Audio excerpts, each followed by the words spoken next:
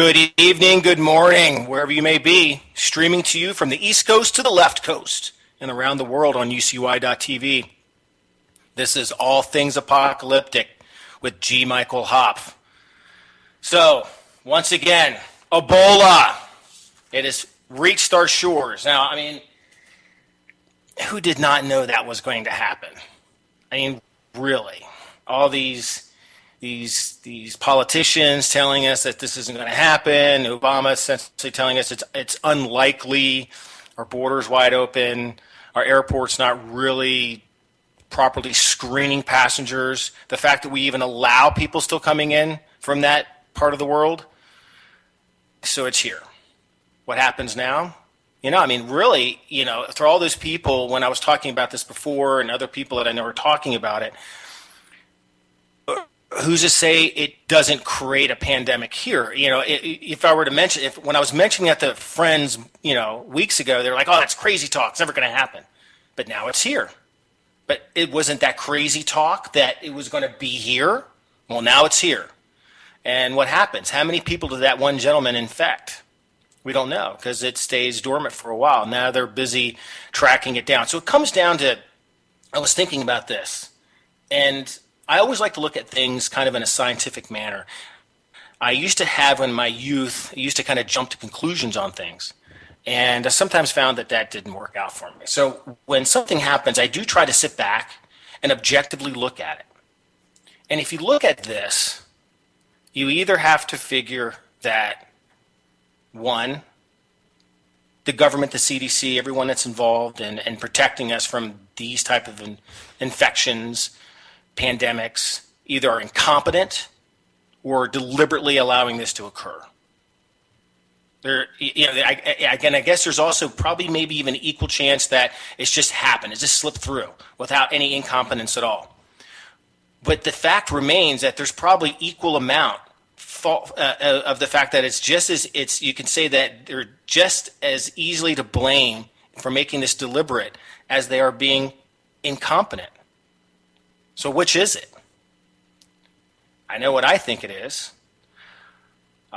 And tonight we have a great guest that will also probably have a very, very solid opinion on it as well. I'm very, very happy to have author Glenn Tate joining us tonight. So anyone out there who's read the 299 Days series will know exactly who I'm talking about. He's a great guy. And what's great about him is he has a front row seat to the corruption that happens in the halls of government.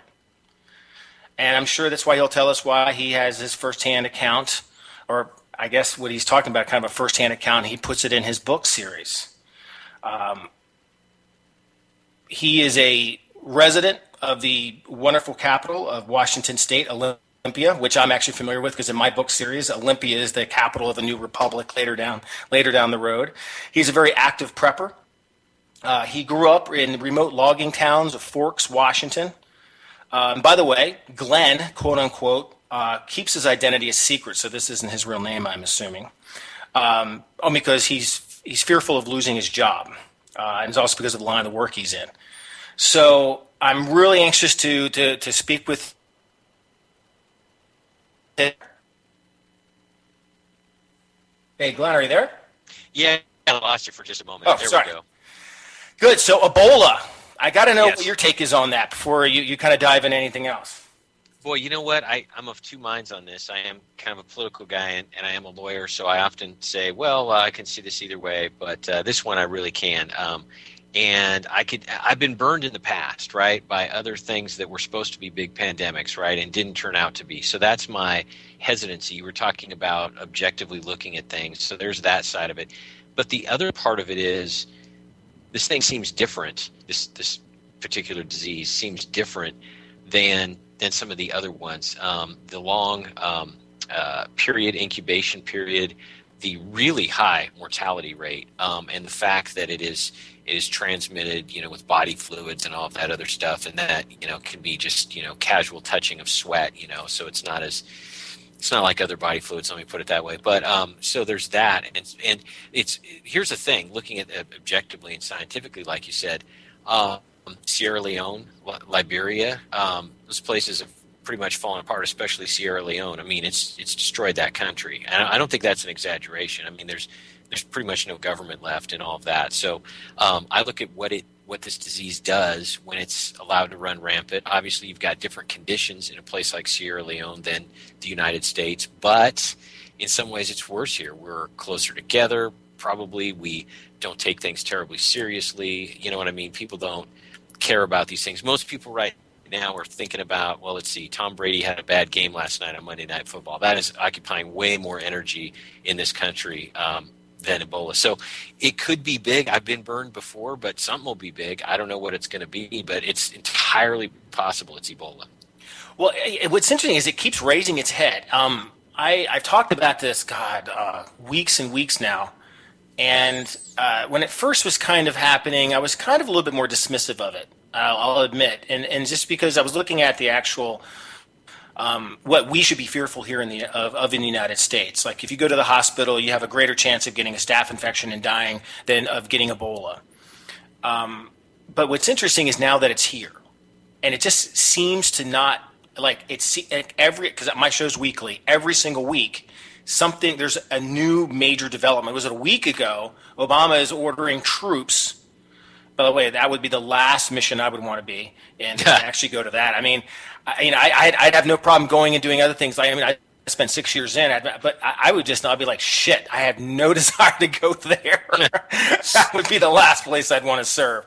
But, where things seem to be kind of ramping up for this. And and because of what you do, I just have to ask, the government probably isn't telling us all, correct? Yeah, I don't think so. And I want to be clear, and it's not that you've exaggerated this by any means, but I observe government and do those things. I don't have, the secret memos or anything. I don't want to overstate my role. I'm an observer of what goes on, and I truly have never been given any, big secret stuff. But you don't need big secret stuff to know all the bad things that are going on. You just need to read it on the internet, credible sources, and then it helps to have somebody like me say, yeah, that really did happen. I was in that conference room, that kind of thing. So I basically verify what people already know. But the governmental agencies are completely out to lunch. They don't have a clue. They don't know how to do this. They can't actively go and do things. You mentioned something, at screening people flying in from parts of the world. I guess that'd be Central Africa primarily. The political side of me, and I do political stuff and legal stuff.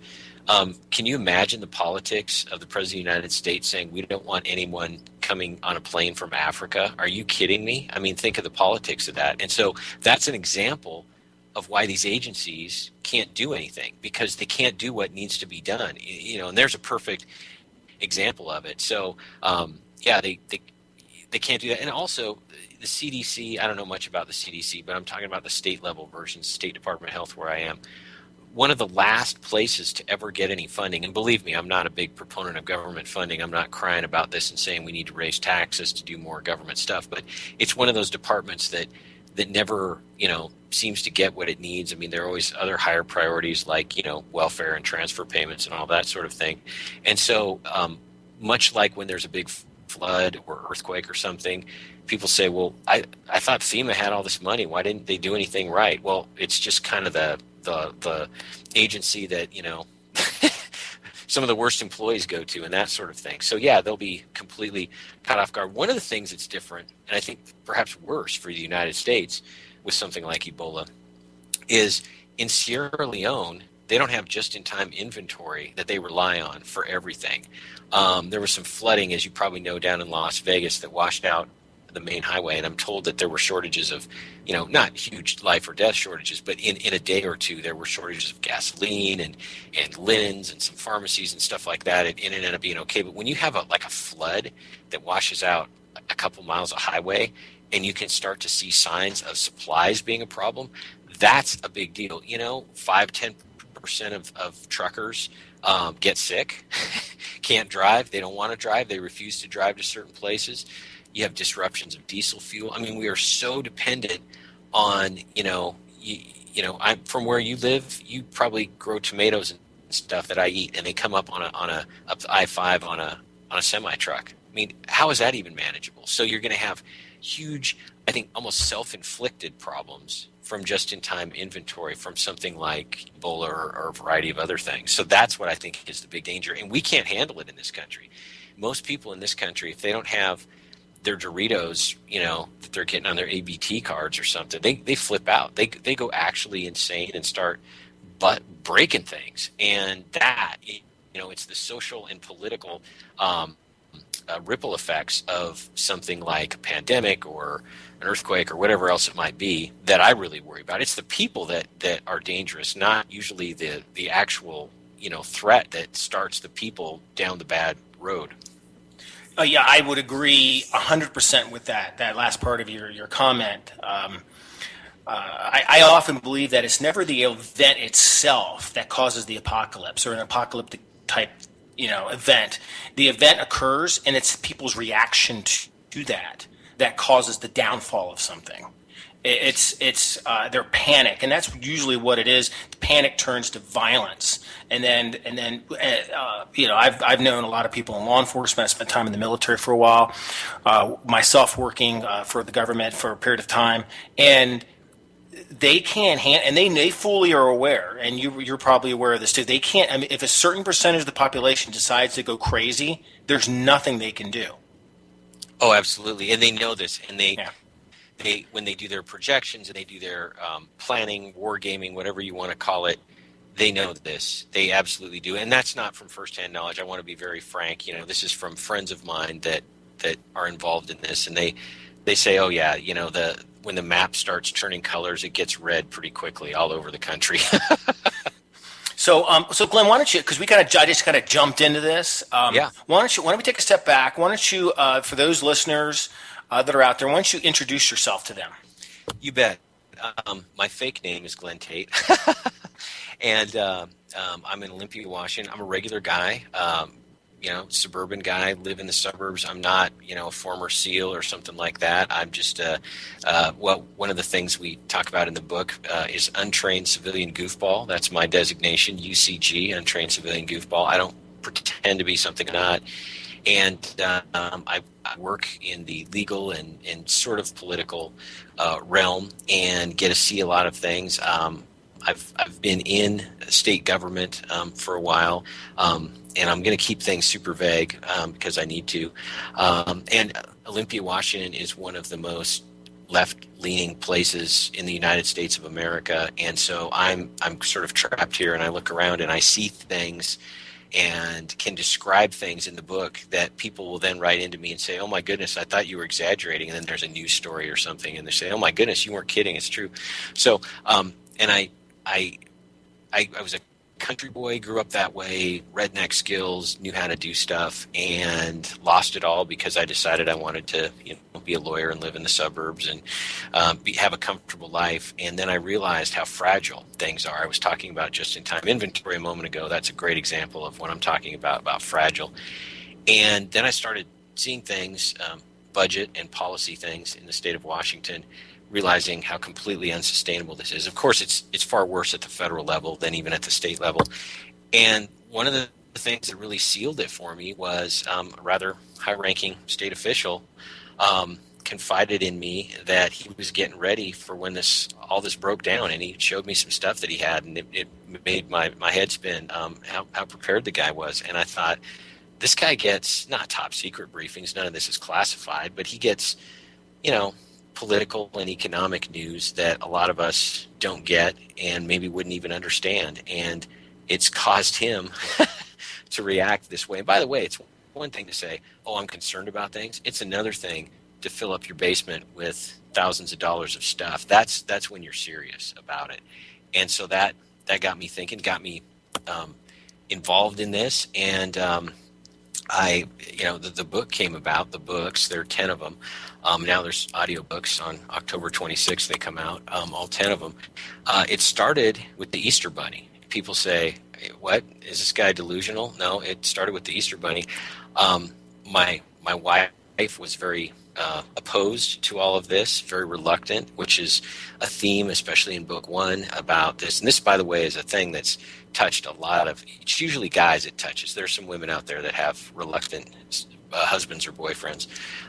But it's really touched the struggles that you have to go through when you're doing this all on your own with resistance, because they think, oh, you're crazy, none of this bad stuff's going to happen. So had to deal with that, and I needed to explain to her why, if there was an event, all of a sudden there'd be a bunch of food and ammunition and water and other things that showed up in the garage.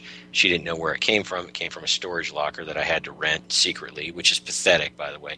Here's something about the book series. I do not come out of this book series looking like a particularly studly guy. I'm okay with that. Right? I mean, there's some nonfiction in this fiction, but it's extremely real. I never thought, and you're going to laugh at this because you're an author and you have a very successful series, I never thought anyone would read this. I never thought anyone would read this, and I just started writing it down. But it started with the Easter Bunny story, and I needed an explanation to her when all this stuff showed up. And I thought, well, there's two ways I can go about this. I can say, I told you so, and you've been wrong, and that doesn't work super well with her. She's a doctor in real life, and doctors, if you've ever run into that personality type, you know that they're always right? Especially ER doctors, right? So I knew that telling her she was wrong would be a really bad thing to say at probably the fork in the road in the entire relationship, right? There's been a big crisis, and she can either follow me or reject me. So this is a pretty big thing. Or another approach would be a face-saving approach where I say, the Easter Bunny dropped this stuff off. So let's don't worry about how and why and the blame game. Let's just go and, do what we need to do. So I elected the Easter Bunny approach, and then I thought, well, I need to come up with a speech, right? I mean, I better get this right. And so I started writing bullet points, and I called it the Easter Bunny speech on a Post-it note. And I made little points about why I did this and what we're going to do and how we're going to take care of things. And because I'm a lawyer and I present information for a living, I thought, well, the bullet points, I'm going to expand on this. So it became a page, then became a couple pages, and it became, in my mind, the Easter Bunny speech. And I thought, well, wouldn't this be a nice little chapter? I mean, I don't write fiction. I mean, I write legal briefs and political things, but, I'll just write it down like I was talking to my wife, and so it'll be the Easter Bunny speech. Well, then I realized I needed a chapter to describe where I'm coming from and why I'm doing this, and a chapter about why she's, got normalcy bias and can't comprehend anything I'm saying and is so scared and reluctant and rejecting all of this.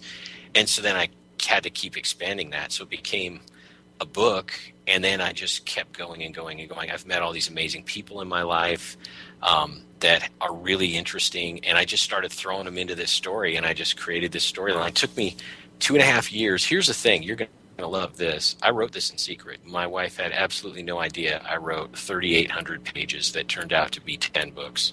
No idea whatsoever. She wasn't real happy when she found out, by the way. So put it all together, and I thought, oh, no one's going to read this because, I'm just writing down stuff, a lot of which is real. I project out into the future. I believe a partial collapse is coming, economically based. Utilities stay on.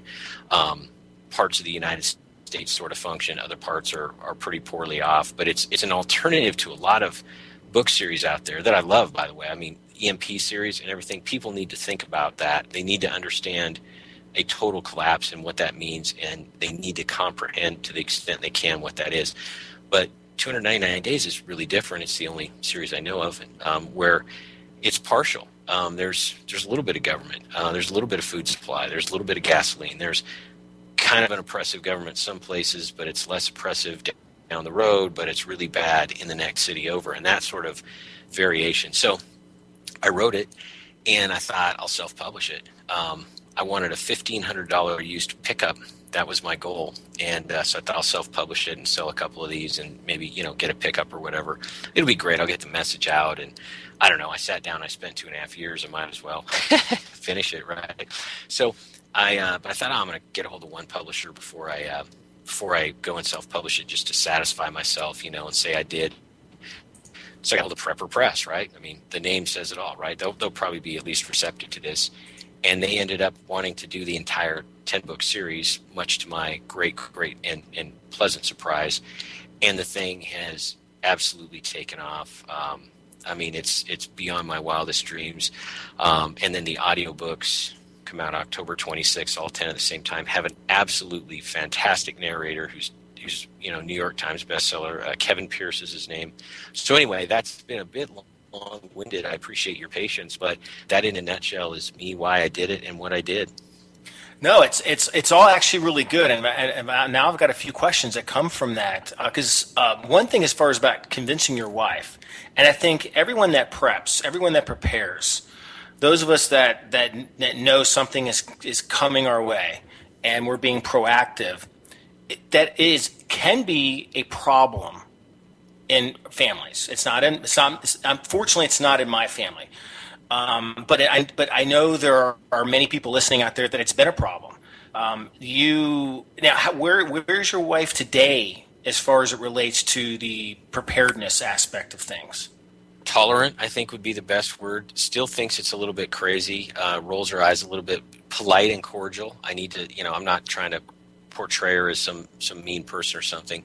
Not fully buying into it. Quite honestly, the success of the book has allowed me to do a lot of that stuff, and it hasn't impacted the family budget. So I guess she doesn't care. I say cordial. The bad side of it is she refers to this as a hobby, which annoys the crap out of me because it is condescending and it is erroneous. And believe me, it's going to be hard in the not too distant future when all these things I'm doing are going to be saving her life and other people's lives, our family and others. To not say, this little hobby, enjoy this delicious meal, enjoy the security, enjoy the medical supply, enjoy all this, enjoy the communications, enjoy the fresh water, enjoy the shelter, because it was a quote hobby. I'm not going to do that, because if I approach this whole thing with the Easter Bunny approach, I need to maintain that. I need to be above this, to be honest. But I'll tell you, I am airing all kinds of annoyances with my wife, right? But that word hobby is, few things get me really pissed off, and that word does it. Well, one thing I haven't gotten it, but I've often thought it'd be a fun thing for to sell, for have prepped to sell to preppers and things like that, is like a MRE that says crow, and that's what you give those people, those family members. That's their first meal when the shit hits the fan, is the crow. I'm going to totally steal that idea. Thank you very much. Please do. But it's a very, very tough thing. I wrote a blog piece a while ago about it, and because there's a lot of people that deal with that, and I've got a really good friend now that he was not into prepping, didn't own anything, didn't even own a firearm, and now he's like fully on board, and he and I train once a week. And the interesting thing now, but his wife is completely not on board, and kind of this rolling the eyes, thinking we're crazy, that nothing will ever happen in our lifetime. And I'm like, well, to say something would never happen is it's like saying you're never going to ever be in a car accident. You're never ever going to ever have to go to the hospital. Of course, something will happen. Does it have to be a worldwide pandemic that kills 98% of the population? That will it be an EMP? There's a probability that those things probably won't happen. The probability actually that something like what you portray is actually looks pretty close out there on the horizon right now. Yeah, that's when. Oh, pardon me. No, go ahead. And so. And I've said before on my show, like, what is an apocalyptic event? And really, the apocalypse is when your way of life changes dramatically. It's like the way you're living your life today is not the same tomorrow. Everything ends. Things change. Governments collapse. It doesn't have to turn into an asteroid strike and everyone's living in a cave somewhere, but everything is so altered that your life is never the same, and it never goes back to what it was before. So. Exactly right, and that's depicted a lot in the books. I constantly refer to, there'll be a topic. A topic was marriage and the age at which a lot of people currently get married. Maybe late 20s, maybe early 30s, and I'm speaking now of more white collar folks. But I mean, they often sort of complete their education and their first couple jobs, and then have kids, all that. And then, of course, that doesn't happen anymore. And one of the characters in the book is my then 16-year-old daughter, who is at age 16, looking like she's going to get married. And it seems perfectly normal. But then, we look back at the way things were and how we all had visions. My wife and I had visions of this is when our daughter gets married and she has this kind of life and goes to this kind of college and does that kind of thing. They're all shattered, and then there's a new norm that takes over. And by the way, the new norm of getting married younger is the way most of the people in the world live, and they have lived for most of time. So it's sort of like the United States is getting out of this bubble that it's in and getting back to, the way the rest of the world is. By the way, there's tons of bad things about the way the rest of the world is, like lawlessness and all that other stuff. I'm not I'm not knocking America. I'm just saying some parts of it will change, and that's what this is all about. The series is about 85% about people and how they react to new situations, how some of them might start off a particular way with normal bias and get over it, or maybe some people are okay initially, and then they want the world to be the way it was, and they kind of freak out a little bit. It's probably 10%, firefights and cool stuff like that, which I love, and then maybe 5%, gear and like here's how to treat water and all that other stuff. But it's really about people, because I can relate things. I can learn things by learning about people and what motivates them. I'm not the kind of guy who reads manuals and figures out, how to treat water. But if I hear about a person who's treating water, and then you mention some of the measurements and things like that in it, then I go, oh, okay, and I can relate to it. So it's one of these things where, and this is actually one of the really, really good things about our genre. We are able to get a lot of information out hidden as a cool, interesting story. How many people have said to you after they read your books, I didn't even realize I was learning all this stuff, and then I just learned all this stuff, right? That happens. And so that's another neat thing about this. Oh yeah, without a doubt. There's other people's books that are very, very incredibly informative, almost like a technical manual, and then some people's are just where the narrative kind of shocks people's systems and gets them to react, which is good, because I know you've received, and I've talked to so many of other wonderful authors out there, and they all will say one thing that they get, and it's pretty universal, is that they hear from people like you practically you changed my life. I read your book and it scared the shit out of me, to the point that I'm acting. I'm doing something now because I can now see this happening, because the way you describe it, because books, like movies, in some way you get emotionally wrapped up into them, and then you kind of put yourself into the character's shoes. You're kind of, especially if you can mirror them, and then they imagine, oh, that's my child going through this. That's my wife having to experience this horrific thing. I don't want that to occur. What do I need to do? And it's without a doubt, my books, and I'm sure your books, we get caught up into this thing where, are they horror, or are they dystopian, or are they post-apocalyptic, or are they prepper fiction? There's all these kind of ways of trying to describe our books. And so many people, whether it's hardcore preppers reading them that can get something out of them, or just even entertainment, or just somebody who doesn't have any basis in preparation. And in some regards, I love it when the person who's never, ever stockpiled anything, taken any classes, gotten any training, picks it up, and then decides they're going to do something. Because that's one less person that you and I are going to have to deal with. Yeah, exactly. And maybe once a day I get an email or a Facebook message from somebody that says exactly what you said, and it is gratifying. And I'll tell you, it never gets old.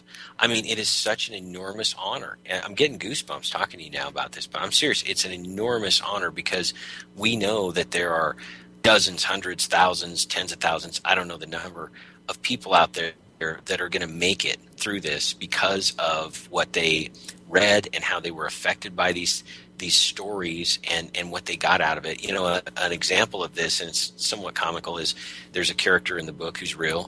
Almost everybody in book one is real, by the way. Mark Colson, he's my neighbor out where my cabin is, and he calls me Glenn Tate, which is funny. And so I drive up, he's up on his balcony, and he always yells out, "Glenn Tate!" And he's a big Marine, right? You like it.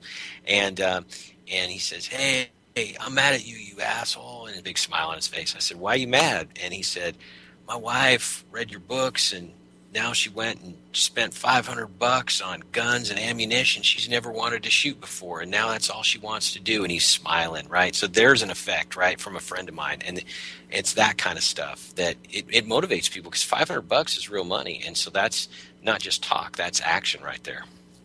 And I look at it as like it's like having insurance, and Yeah. that do we all have car insurance, health insurance, and whatnot.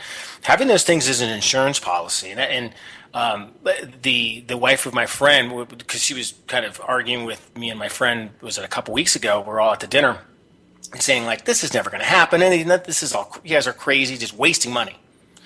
And I was like, well, what if it's not changing your life? Your life is going to stay the same, but allow him to go do what he's going to do, but your life still stays the same. What's the problem? So if something does happen, you can look at him and go, thank you.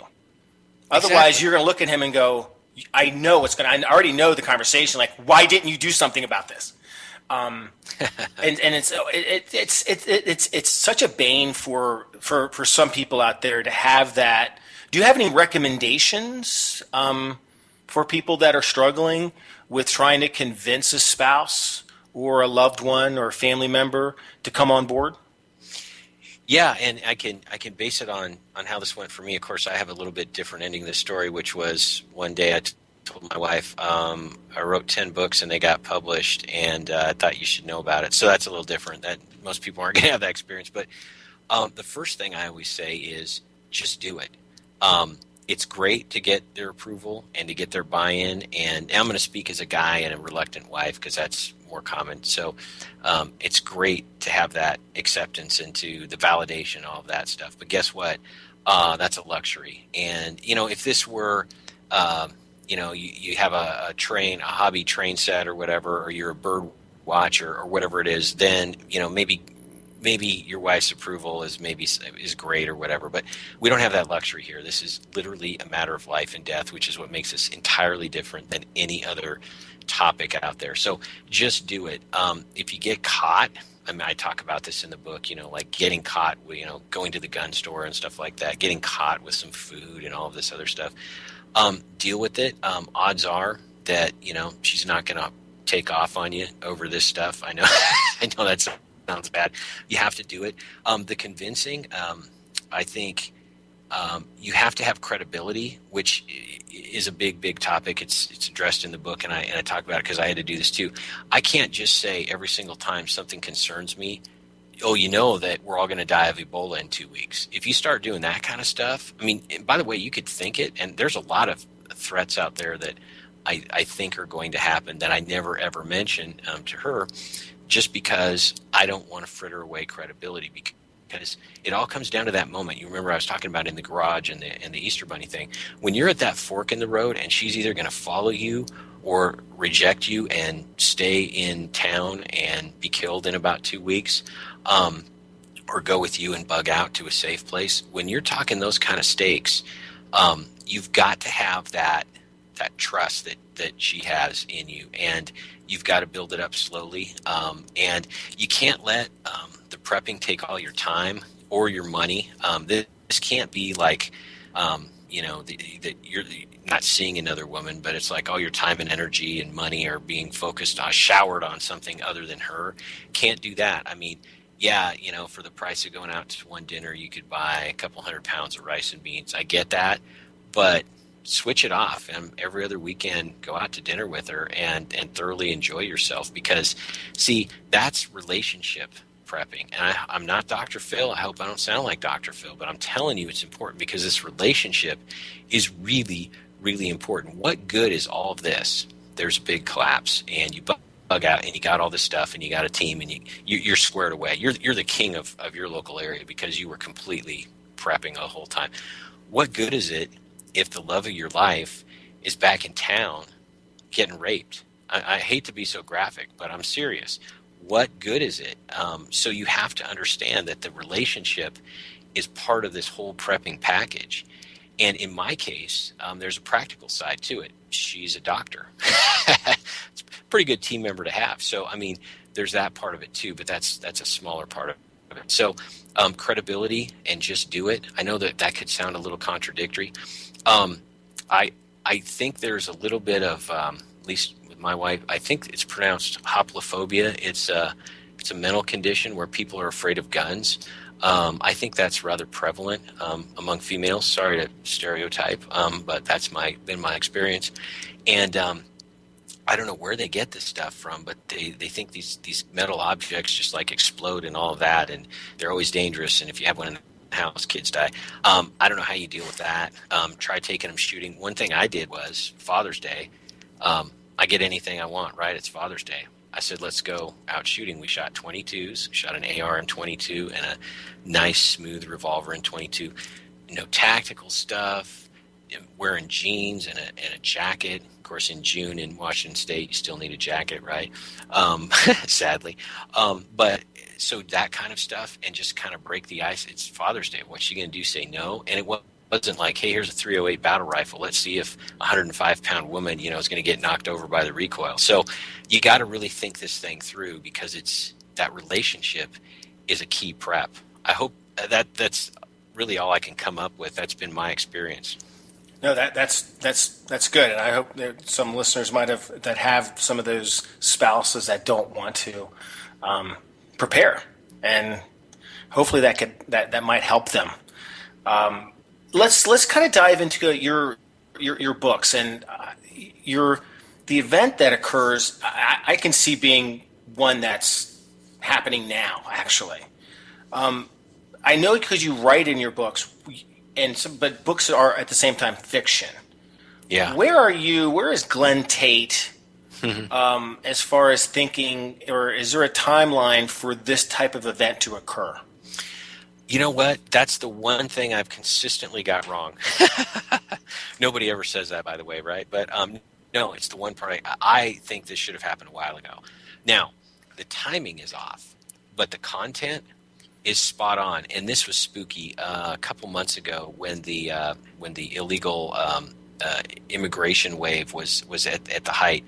I write about that in the book, being a problem and not triggering everything, but being an exasperator of the problem. And I said, the Texas governor said, if the federal government doesn't protect our southern border, Texans will. That's virtually verbatim what Rick Perry said in June, and that was pretty spooky. All kinds of other little things, and see, they're not hard to predict. I am not a mystic, a psychic. I'm not Nostradamus. I mean, for example, Detroit falling apart. I mean, you don't have to be psychic to see that one coming. You just have to accept that America is not always going to be prosperous and happy and free. And once you get past that, mistaken identity or mistaken idea, all the other stuff makes sense. So, it's right on schedule. I don't know what the schedule is. I know that sounds a little elusive, but it's the best I can do. It's right on schedule. All the building blocks leading up to where I think this is going are in place. I look at international things. Yesterday, by the way, Bank of China announced that they would be trading between euros and renminbi straight across without going through dollars, without using dollars as trade currency. So that means euros, British pound, South Korea, Australia, New Zealand, of course Russia, but that's not a surprise. I'm probably missing a few and leaving them out, but a good chunk. The euro, how much trade in the world goes on among Euro countries? If they can now settle these things in renminbi, they don't need dollars. When demand for dollars goes down, the value of dollars goes down. When the value of dollars goes down, the prices in dollars go up. I mean, this is not hard to predict. So all those sorts of things are happening. People are getting more and more frustrated with the government. We now see the poll that says a quarter of the people in the country are open to the idea of secession. I mean, wow. All the building blocks are there. Timeline, I've quit predicting. Soon, here's a weird thought, and tell me if you've ever had this thought. I'm sorry to interview you, right? But tell me if you've ever had this thought. You sit there and you think, when all this falls apart, is it going to be a bit of a letdown? Is it going to be like you're going to shrug and go, well, that took a long time? You know what I mean? Yeah, and as you were talking, I was thinking, and I've thought about this too. Sometimes I think we're always waiting for an event, something just huge to occur. Mm-hmm. But I have thought sometimes we're actually in the middle of it. And when you're actually experiencing it, and it's kind of like a slow motion thing, that you actually don't know you're experiencing it. That we're actually in the crash right now. Oh, yeah.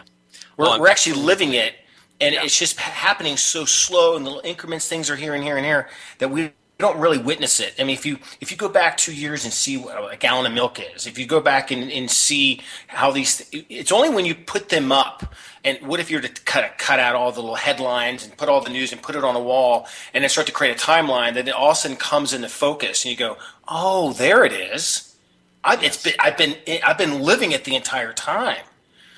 And sometimes I think we're waiting for that kind of that crash of 2008, but something on steroids or something else, or a big huge kind of an event that's an attack or something dramatic that makes for great TV. But what if it's not great TV? What if it's this slow where we turn into Detroit? And Yes, I talk. yeah, Yeah, I across talk the about country. yeah, I talk about the Detroitification of America. And look at Detroit, classic example. They are now obviously officially bankrupt. A bankruptcy judge ruled that they can indeed turn off the water to people who haven't paid them in years. Oh, that's a shocking legal principle. I mean, people don't pay for years, and you can turn off the services. So that didn't happen overnight. I mean, Detroit started falling apart a long time ago and got really bad, I'm going to say like within the last 10 years. But now the pace increases. So I'm not saying that things will take decades and all of that, because the pace does quicken. And once you have, take Detroit, for example, you have now water shutoffs and big chunks of the city, without water service. People are going to leave, people are going to flee. There's going to be sort of like soft refugee problem. You're going to have crime like even higher than it is.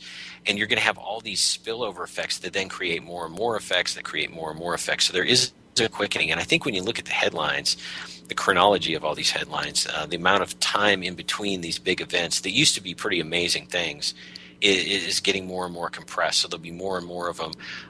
And in my books, May Day is a big event financially, but it's not like everything falls apart. It takes a week for most people to even start to realize that there's a problem, and then it takes another few weeks for things to really break down, and then it takes months for things to get where they are. And I think I think there will be a big event or some big events that will make it even more clear that a collapse has been occurring and is occurring, and then all those spillover things, the Walmart's getting torn apart by people who want Doritos, that sort of thing, then it'll be obvious.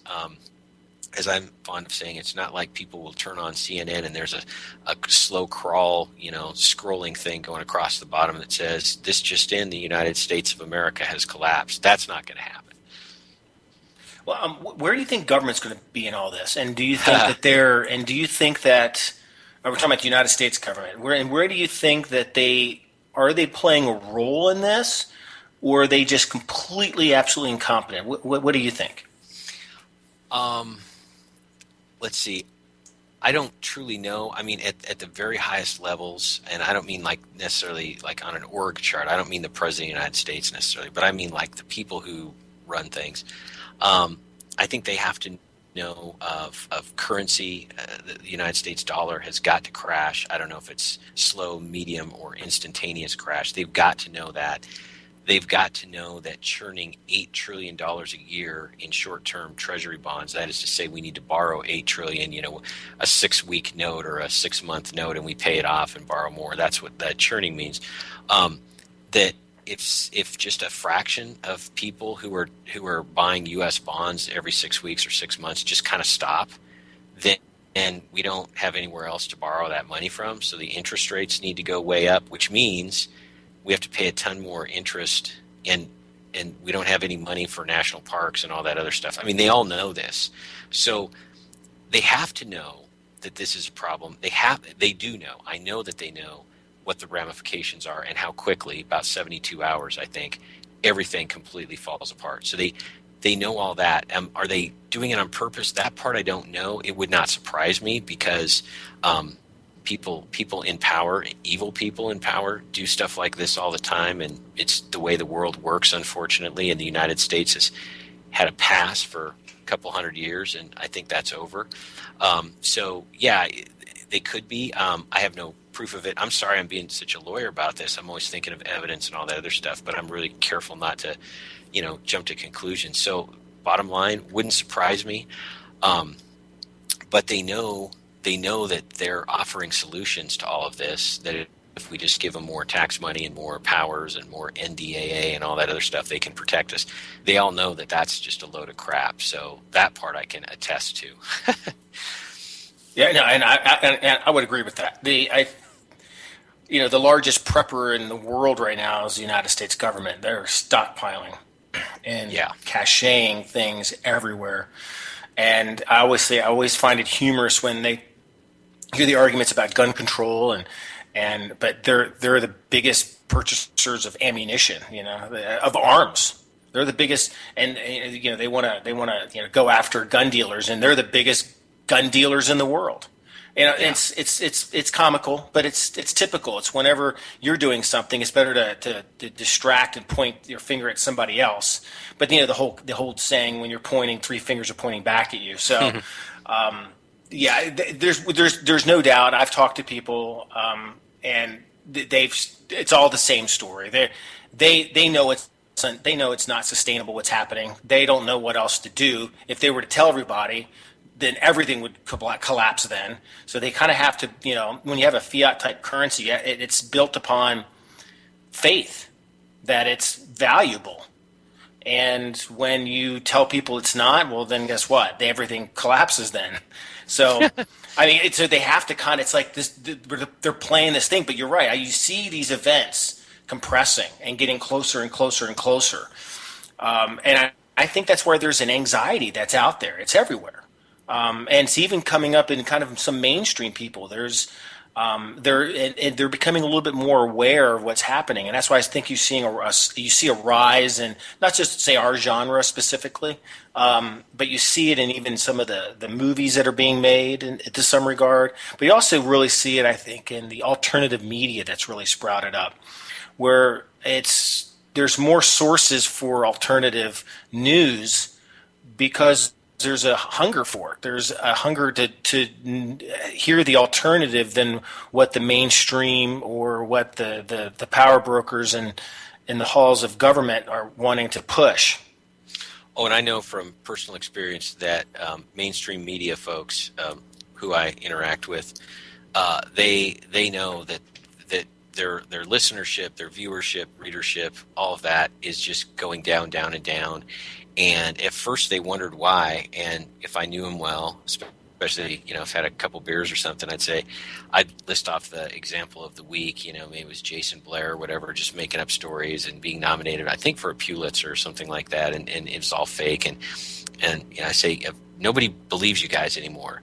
And there's real stuff going on out there that people really care about that you guys don't cover because you don't want to offend people and you don't want to be controversial and you don't want to alienate advertisers and all of that. So, yeah, they're not being listened to and they know it. And the alternative media, that's one of the cool things about all of this. We have quite a few powerful forces arrayed against us, but one of the cool things is the internet. We're using it right now to talk. We're reaching a lot of people who can hear this and hopefully act on it, get prepared and do all those other things. And so thank goodness for the internet. It has been outstanding, which is one of the reasons I think that when stuff falls apart, it'll be one of the first things to go.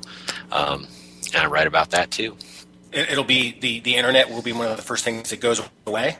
I don't know if it goes away. It'll just be so controlled. It'll be like China, where you can get on the internet and get a weather report and get a report about how awesome your government is. But people quit reading that too. They'll clamp down on it. Yeah. And they have some means to do it, but they're always going to be sneaky guys and gals who are way ahead of them on this, and there'll be a hunger for it. I'm seeing it the mainstream world. I mean, normal people. Sometimes they'll use a key phrase that alerts me that maybe they're on board with this. Little things, maybe it's a paracord bracelet people wear on the weekend. Little things I look for, and look at gun sales. That is, again, back to this whole thing about people putting their money where their mouth is. Gun sales and ammunition sales, that is the best, in my mind, scientific indicator of where people are at. And it's not the guy who has 10 AR-15s who's buying another 20. That's not where this is. I have so many people, they know I shoot and they know I teach classes. and they, all the time, hey, this weekend, I'm thinking about buying an AR-15. What should I get? And can we go out shooting? And I take a lot of people out shooting for the first time, which I love doing. And so that is, I mean, they're taking their money, they're taking their time, and in some cases they are, I don't know, experiencing the ire of their wife for taking their money and their time and going out and doing this. And so that's when it's real. And I don't think, like all across America, a lot of people have decided to become plinkers. This isn't like, golf is a big rage or something like that. I mean, people are doing this for a reason. And look at the guns they're getting. They're not getting little plinker toy guns, which I like, by the way, like a Ruger 1022. Fine firearm, love it. It's a lot of fun. Everyone should own one. No, they're getting AR-15s with, aim point, red dots and stuff like that. They're getting ready for what they know is coming. And thank goodness. Do you know, I mean, we don't have an exact number, how many millions of AR-15s have been sold in the past 5 years? It's mind-blowing, and there's a reason for it. I have friends in the arms industry, and you know this, they can't produce them fast enough. There's a little bit of a glut right now, by the way. It's a good time to get an AR-15, everybody. Now, get yourself an AR-15 if you don't already have one, because prices will be going back up after the next Sandy Hook. So anyway, people are, they're getting it. Thank goodness, a small portion of people are getting it.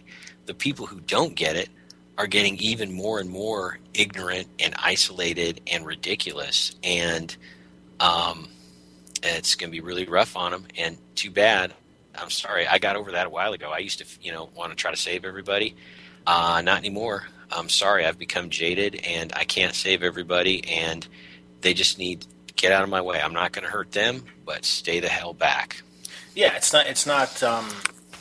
not your responsibility to. And I think that those are the type of people that will sit and look toward, and this is where we kind of have to be fearful. Maybe that's not the right word, or suspect of. Maybe that's a better word. Suspect of those people that don't want to prepare and look toward the government for their needs. Those will be the ones that could be deployed against us. Yes. You can kind of see in some of the training that happens within some of the law enforcement agencies out there where people, or even some of the topics that you and I are talking about right now, are considered bad, and we're now being associated with kind of terrorism, domestic kind of, domestic terrorists would talk about states' rights. Domestic terrorists talk about, they use keywords like liberty and patriot. When you hear that kind of stuff, it's like, really? That's just me using the word liberty and patriot now puts me over here in this camp that I'm the enemy of the people all of a sudden. It says a lot. Yeah, and the unprepared people, and talk about this in the book, are going to become, the army, not a very well-equipped, well-trained, or well-disciplined army. They're just going to be, lightly armed foot soldiers to go out and do governmental stuff. Classic example of that, government will say, hey, those preppers, crazy preppers, they're hoarding food. You know what? They've got food and you don't. You need to go get that food from them. And that's how the government simultaneously does two things. One, they solve the problem of hungry people because they're having hungry people go steal it from a private party. And number two, those evil liberty people who are actually prepared, get filleted by a group of looters. So as the government, you're killing two birds with one stone, and expect that. And even if the government isn't out orchestrating that, they don't need to. People go bananas, and when they think people have food. In the book, the best illustration of this is there's a Mormon family. I'm not LDS or anything. Have friends that are, and so I was writing about a friend of mine, and I talk about how the neighborhood weenies, as I call them, all the state workers, just get it in their minds that the Mormons have all this food. Let's go get it from the Mormons. And it's, it's religious bigotry, and it's thuggish, and it's horrible. And they go and they try that. It doesn't work out so well for them. But we're going to see tons and tons of that, which is why I think, to the extent humanly possible, and this doesn't work for everybody, you need to physically be away from large groups of people, not in the boonies, because I'm telling you what, if I just walk out in the woods, I'm not a wilderness survival guy. I'm going to have mosquito bites. I got hay fever. I'm going to die out in the woods in a couple of days. I'm no tough guy. but so you need some, amenities, and you need people around who are doctors and who know how to treat water, and security. You're going to need that, so you need people, but try to find that happy medium away from large cities, because they're going to be super nasty places to be. Hey, Glenn, I have really enjoyed our time together, but we are coming up to the top of the hour. Sure. And we've got a couple minutes. So why don't you tell people where they can find your books, where they can email you, contact you, website information? Go. Yeah, you bet. 299 days, 299 days, like one less than 300. Just Google it. It'll come up. The website is 299days.com. Amazon soon. Audible will be launching the audiobooks. Extremely excited about that.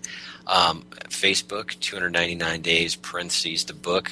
I interact a lot on Facebook, put up cool pictures almost every day of people with gear from the book and holding up their books. And I got a picture of the book at the North Pole from a Coast Guard guy. I mean, all kinds of cool stuff. And email, glenntate123@gmail.com, and Glenn has one N. So that's a cool thing. When you make up a name, you can spell it any way you want, right? So Glenn Tate, 123@gmail.com, and get a hold of me. I love talking to people. I'm supposed to be getting this message out. I'm not going to get heavy on anybody, but I'm just going to say this sort of somewhat vaguely. I'm supposed to be getting this message out. I love getting this message out. I love, being on your show and talking and getting people engaged in this. So get a hold of me. I spend a lot of time emailing people back, and I absolutely love it. Well, I really appreciate you coming on the show. I wish I had more time. We could sit and talk more. You've got a good head on your shoulders, and I'm glad to know that there's other people out there that are like me. But I know everyone's listening is like us. They think like us, and they're ready for the kind of that tsunami that's coming our way. We don't know what it's going to be, but it's coming without a doubt. So, Glenn, thank you very much. Well, thank you very much. All right, everybody, that's our show tonight. Everyone, please check out Glenn's books. Go to his website. Email him, glenntate123@gmail.com. I put up a link on the chat room where you can pick up his book series, 299 Days. Like before, stay frosty, everybody.